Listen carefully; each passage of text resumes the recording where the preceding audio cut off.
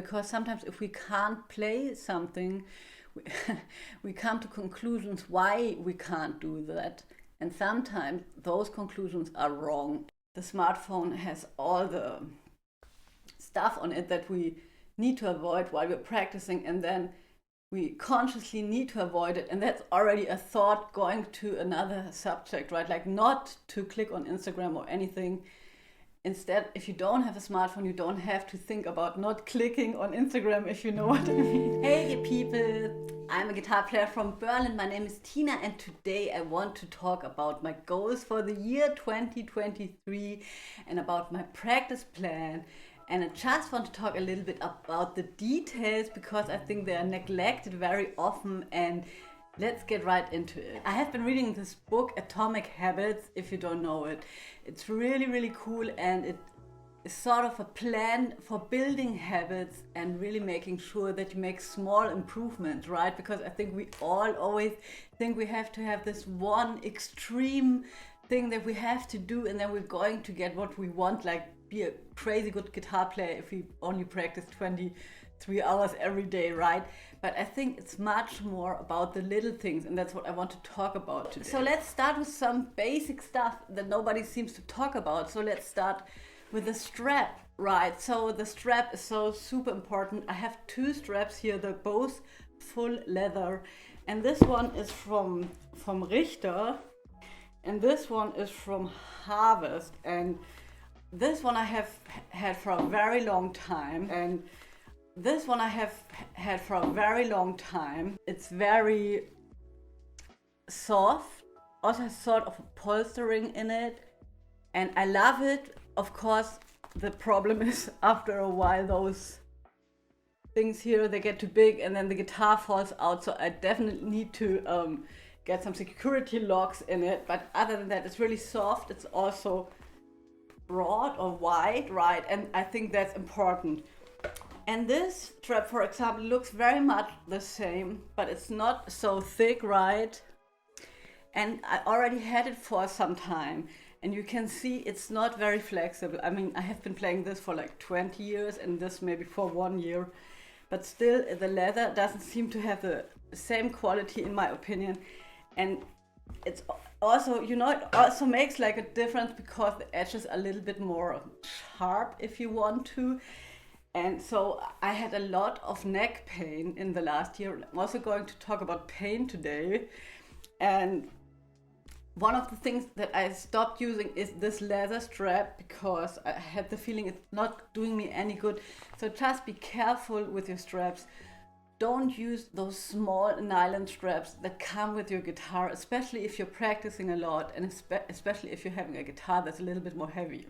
Then also another thing you can think about is the chair that you're sitting on. So I think it's good if you have a chair that you can plant both of your feet on the ground, like you don't have to sit too high, but also not sitting too low, and that you can just like sit on it and you don't lean on it, right? But you just sit on it. And one thing that I always tell my students, if you don't know how to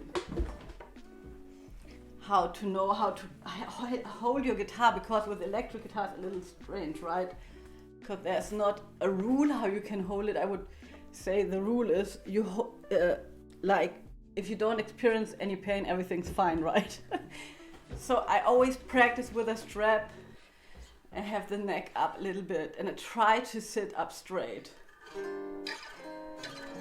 Also another thing is the action of the strings, and also the fret clarity. That's the word I found online. I don't know if that's the right word. So fret clarity just means like the notes have the right pitch, and I know there are lots of tutorials how you can do everything by yourself. I have students who adjust the neck by itself because, you know, you can do that, of course. And also I have students who have been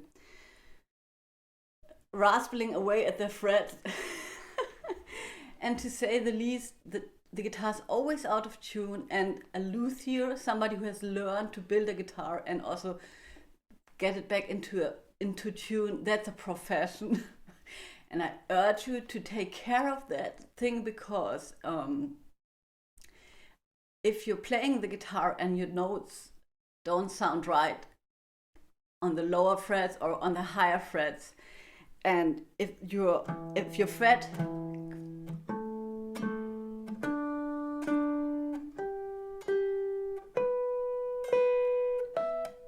right, it's like this, you can check your fret clarity. 12th fret flageolet, and then play it. It's not exactly the same. It's very little lower, right? But unless this is not set up properly, you can't expect your guitar to ring out in tune, right?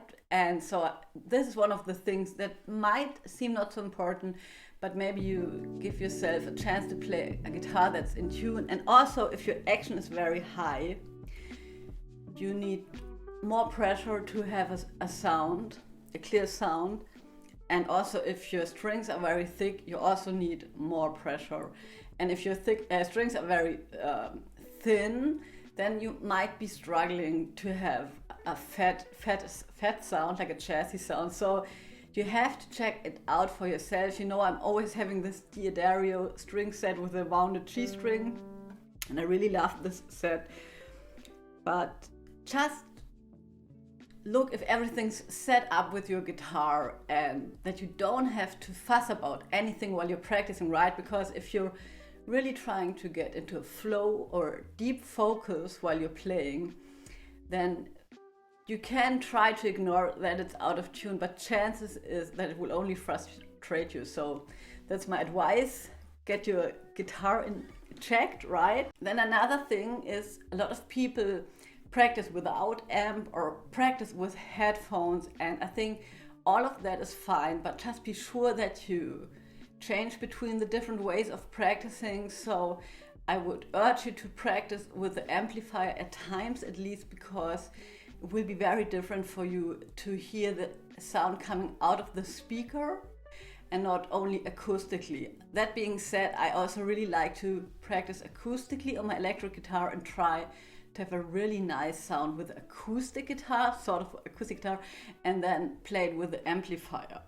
Also with the headphones, it's of course sometimes useful, but also it's not the sound that you're going to get from your amplifier, because it's not the box, right? It has a different way of, the waves have a different way of developing, I guess. And if you're going to play live or with a band, you're not in the habit of playing with your amp, then it can throw you off a little bit. So I always try to have sort of like a live, not always, but sometimes, sort of a live situation when I'm practicing. So that means I would practice standing up and I would practice with the amp, right?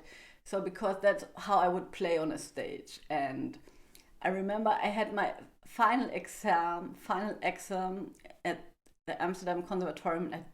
I have been playing standing, and I didn't practice that before. Also, I have been playing an arch top, which is a little wider, right? And then all of a sudden I had to play standing, and it was so strange for me. I can only warn you to do that. And another thing that I want to mention is that it's really a great idea if you have a solid music stand, right? So I'm going to talk about your practice corner in a second as well. So I like to have a music stand with a, you know, like with a solid platform, if you want to. So, because the other ones, things can fall through, and I like this. I can also write on it, but that's a matter of taste, but it's good if it's not too shabby. And so if you design a place for yourself where you practice, just be sure that you have, you know, like your chair, and you have your music stand, and you have your guitar on sort of a stand as well, guitar stand, right? Something like this. Maybe there exist a lot of different varieties of guitar stands. I like this one because it's very solid, and then I can just get my guitar into it. I don't have to worry about the guitar. And I guess the less we have to worry about anything other than playing the instrument, that frees up a lot of mental space for the practicing itself, right? So get yourself a corner where nobody can disturb you. And then also be sure that you sort of have a system for your pick, for your metronome, and also for your tuner. And I am trying not to practice with a smartphone because it will always distract me, and I'm sure you know that this multitasking is a myth. Our brain can only just like focus on one thing at a time. And I think if we're switching between looking at the screen and playing, it's detrimental to our ability to really focus on our fingers, because the smartphone has all the stuff on it that we need to avoid while we're practicing, and then we consciously need to avoid it, and that's already a thought going to another subject, right? Like not to click on Instagram or anything. Instead, if you don't have a smartphone, you don't have to think about not clicking on Instagram, if you know what I mean. So, but of course we all sometimes need an app for something. So I have my iPad prepared in a way that I can't download anything, and that everything that I need is already on it. So preparation is really a huge part, can't talk today, in an effective practice routine. And also you of course want to have your journal with you where you write down what you're going to practice. And this is going to bring me to the next subject, that is prepare the evening before, so that when you're sitting down, everything is there already, but also the content or the stuff that you want to practice is already laid out for you. So think about that the evening before. Think about how many segments your practice plan is going to have, how long they're going to be. If you don't have any time at all, or you're a parent, start with 10 minutes a day and practice the same thing over and over again. Just write down, for example, 10 minutes. Just write down, for example, 10 minutes warm up, 20 minutes learning the melody of a song, and 20 minutes learning the accompaniment on a song. So if you focus on learning a song, that's very rewarding, because then you really have a goal. Also, if you wonder, how can I get better? That's sometimes a hard question. Maybe you can look for a song that you cannot play now, and take that as a goal to learn the song, accompaniment, the chords, the improvisation, and the melody. Write down why are you working on it? What's your goal? Do you want to go play on a jam session, meet with somebody, and play in a duo situation? Or also, if you're inventing any exercises or planning any exercises, always ask yourself, why do you want to do this exercise? What's the benefit of this exercise? And for example, if you want to work on your technique, bebop themes are a really good way on working on your technique, right? You can take the little snippets and just work on them, and that's very good for your fingers as well. And I want to talk about flow, right? Because flow, that happens when we're practicing something that's not too hard, and also something that's not too boring. And it's kind of hard sometimes to find the sweet spot. One very easy way to make it more difficult is just to play stuff faster. So always be conscious that you write down the tempo of the exercise or tune that you're playing. If you have to play it a little faster, you can set a goal in which tempo you want to play the tune. And I would really urge you to invest in yourself and buy some music. And I would really urge you to invest in yourself and buy some master classes. For example, my music master class has a really cool master class from Neil Felder. If you don't know him, check him out. He's playing a strat. I don't know. Tell me, let me know. But I think he has some very cool exercises. Also, check out Cecil Alexander's PDFs for double time licks. If you're looking for something a little bit more difficult, he has been recording those licks as well, so you can listen to it. So I would always say, invest in yourself and try to learn something, but be sure that the stuff that you learn comes with a recording, right? So the best way of learning anything is, of course, listening to music and transcribing it. But if that's too hard, I think there are myriads of musicians out there that sell licks that they have been recording, so that you can listen to their phrasing and try to play along. So it's really about a lifelong growth process that you keep on learning, no matter what age you are. The only thing is that everybody has to take care. Sometimes we sort of fool ourselves and we sort of practice the same stuff over and over again. So it's good if you find a way to monitor yourself in which way ever. So record yourself a video or audio and you hear how you sound, right? It's really like looking in the mirror, and it's very, very helpful. And yes, just like be sure that you know what you're doing, right? You know, like just write down what you practice. If you don't want to make a practice plan, then maybe try to write down what you did practice. If you don't feel stuck, you don't have to do that, but sometimes it can be very helpful to just, you know, I have those practice journals for like 10 years, and sometimes I see I'm still practicing stuff that I practiced 10 years ago. I see that some stuff has gotten easier. I mean, I think that's also completely normal. And it's also, we need a long time to learn stuff. We have to be patient. It's just like not to be too obsessive about it. If you have been practicing something for 3 months, then maybe take a break, write it down, right? And then come back in 3 months and practice something different, because this will help you to gain some perspective and maybe even understand what's happening there. Because sometimes if we can't play something, we come to conclusions why we can't do that. And sometimes those conclusions are wrong, and then we send down the wrong path. And for that doesn't happen. A teacher can be great, but it can also be just good if you really have a rotating system of stuff that you practice and listen to. The last thing that I want to talk about is pain. And in my case, it's especially shoulder pain. I had a lot of pain in my shoulders, and the thing that I started doing is like weightlifting, and I can tell you that's really very, very good. So I do like a full body split or something like this. I just told the coach that I want to have more, like, you know, strength in my overall body and a lot of arms and shoulders. And I think I went there 2 times, and then I already had a huge difference. And now I'm going there at least 1 time per week. It's not like a miracle, but I don't have any pain anymore, because, you know, those guitars, they're kind of heavy if you play them in a long time.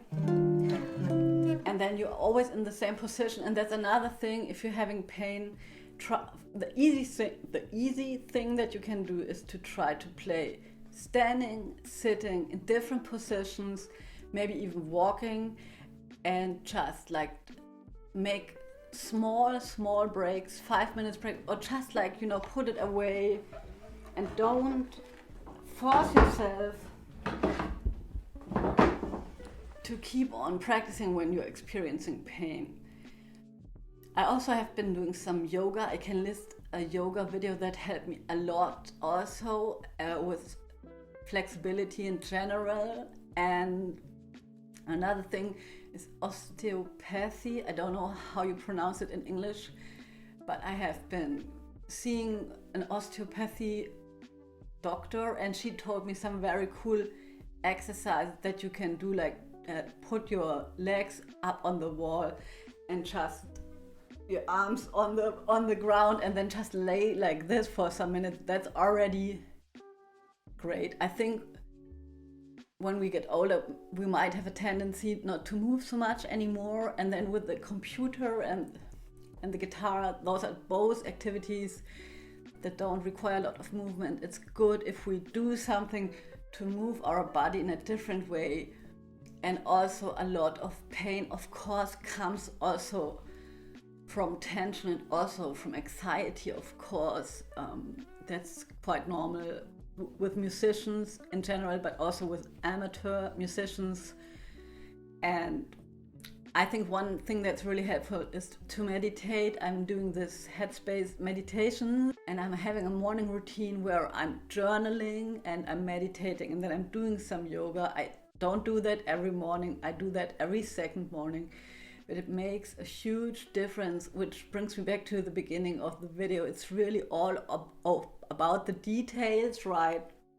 You don't need to practice like a maniac for 10 hours each day, but it's much better if you tweak the little things in your life that make you happy and that you sort of feel your body and your spirit, and that all sort of influences you're playing, because in the end it's all one, right? So the personality that we have, of course, infects our guitar playing, and I think it's so important that we really build a connection to the instrument and also to the music, and that we learn to really listen. And I think meditation is really helpful with that. Okay, that's it for today. I hope you're all doing fine, and see you around. Bye.